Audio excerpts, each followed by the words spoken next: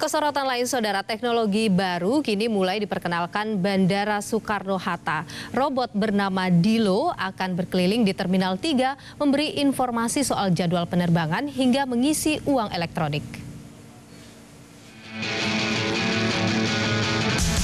Perkenalkan, ini adalah anggota baru di Terminal 3 Bandara Soekarno-Hatta, Tangerang, Banten. Namanya Dilo, yang merupakan singkatan dari Digital Lounge. Robot pintar ini akan berkeliling ke area Terminal 3 dan siap memberi informasi yang dibutuhkan para calon penumpang, seperti jadwal penerbangan hingga keterlambatan pesawat. Tak hanya siap dengan jawaban tersebut, Dilo juga bisa mengisi ulang top-up uang elektronik. Tapi Dilo tidak akan sendiri.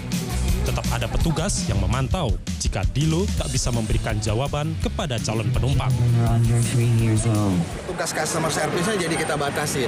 Jadi petugas customer service yang biasa menunggu dengan tingkat aktivitas yang rendah, itu kita bisa alihkan untuk tugas yang lain. Karena sesungguhnya untuk tugas yang berbasis layanan, berbasis petugas atau customer service yang memang ketemu langsung, itu harus yang punya nilai tambah lebih. Keberadaan Dilo diharapkan bisa semakin meningkatkan pelayanan kepada calon penumpang. Apalagi sudah banyak maskapai internasional yang pindah ke Terminal 3. Pembenahan juga akan dilakukan untuk jaringan internet. Menurut rencana, Terminal 3 akan menambah 725 akses internet cepat pada pertengahan tahun 2019. Rizky Torik, Kompas TV, Tangerang.